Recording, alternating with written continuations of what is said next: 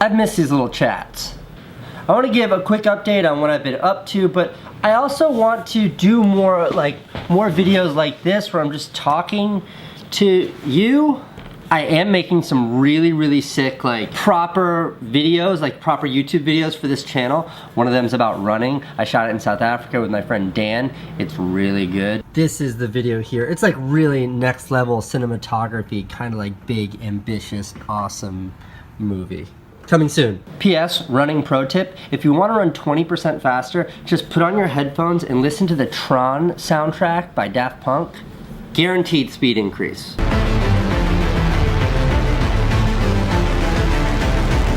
Back when I was daily vlogging, I used to say that talking to the camera is a little bit like talking to a therapist.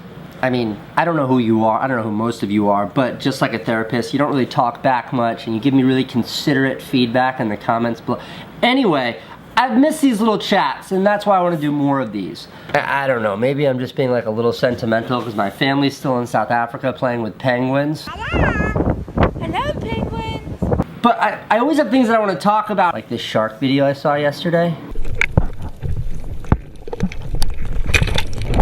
What? And these videos serve as like a great platform for me to discuss the things that I care about. And the thing I want to get into today for today's video is about happiness on YouTube and all of that.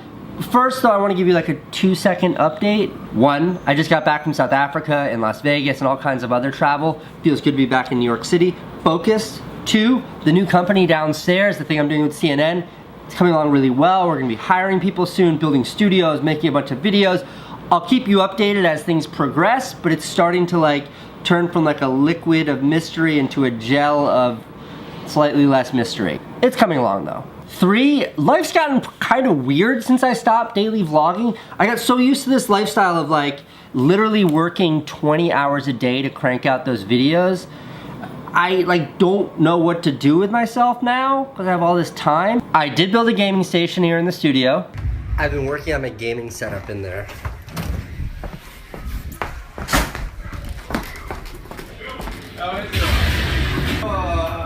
You both done? That was so tense! More on that soon. And I've been crazy focused on fitness, which feels really great, but mostly I've just been enjoying returning to being a human being, but I do miss creating something every day, so that's why I want to do more videos like this.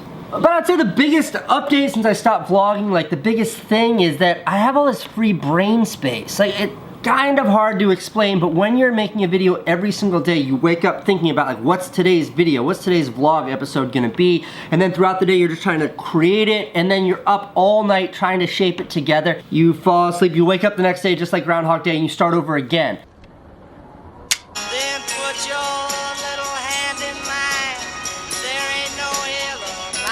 And that went on for 600 straight days or something like that. And being away from that for a month, I've been able to really think about big things that I want to do and redirect my career. It feels great. And I hope these videos will serve as a little bit of a vessel for me to share that with you. So yeah, happiness. There's this small YouTuber called PewDiePie. He made a video a couple days ago, and it's called Forced Positivity on YouTube. And by the way, Felix, I like these kinds of videos. I think they're insightful and they're smart, and I encourage you to make them.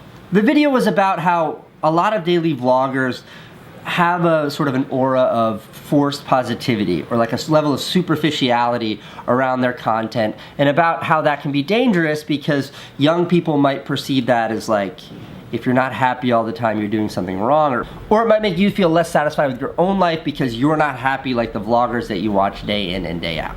Now me, as a former, now retired daily vlogger, and someone who gets emails and tweets every day from people saying, I appreciate your positivity, I thought I should chime in on this. Kind of my thesis when I was daily vlogging was to pluck the happy and fun and interesting aspects of my life out of the 24-hour day that is my life and turn it into a 10-minute video for you, the audience. And I chose that approach because I think, much like a lot of you, I enjoy videos that make me feel good versus ones that are overwhelmingly depressing. No one wants to watch a video of someone groveling about how lame their life is.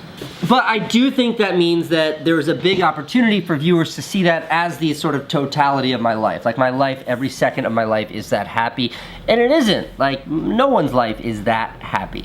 I try really hard to live like the happiest, most positive life I can, but life is ebb and flow. And my life has been no different.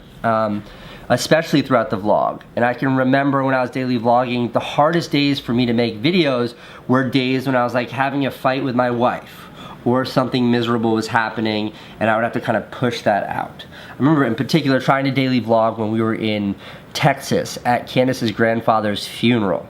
I didn't vlog the funeral, but I was trying to make a video that day and shield you viewers from like that difficult part of my life. And maybe that could be perceived as dishonest, but I think I was always pretty clear in saying that the vlog was about the fun, positive, interesting aspects of my life and not about the whole picture that was my life. And I think the important takeaway here is that whether you're a daily vlogger or someone who watches daily vloggers, is to know that we are all human, we all have struggles, and just because you put your life... The difference that vloggers, me included, have is that we have the opportunity to edit our lives and edit out the shitty parts and leave in the really happy parts, but know that they exist.